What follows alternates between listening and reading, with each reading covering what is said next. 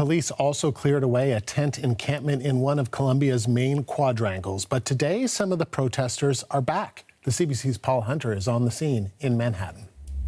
Well, this morning I would have said all was quiet because it was, Andrew. We're just outside Columbia University here in Manhattan. But in the last little while, the protesters who were dispersed last night have come back and continue to grow and are very loud. If my apologies ahead of time if I can't hear you, and also FYI, our battery's dying, so let's keep our fingers crossed. They've been out here for a while now, reiterating the message they've had throughout much of April, which is for the university to distance itself from those with interests in Israel, and as well to put pressure on the Biden administration to rethink its support for Israel during the war in Gaza. But more specifically today, I'm going to read some of the placards. Cops off campus, for example. They want the president of the university gone because, of course, what happened last night was, as you noted, was the police moved in.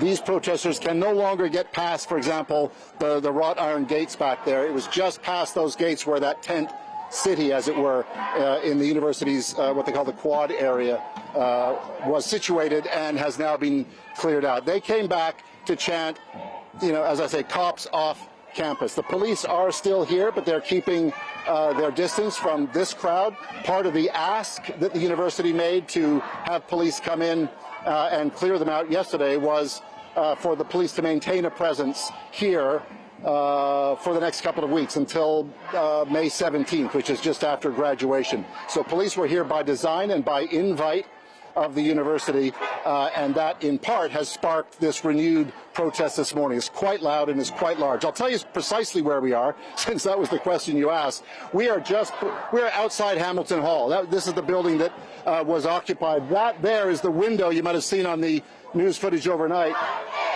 where the police vehicle pulled up to the spot where I'm standing now. That's the window that the police went in to clear Hamilton Hall. That's the building behind me. But as I say, the bottom line, it was all quiet this morning after police moved in such great numbers last night. But as is evidenced by everything going on behind me, they're back.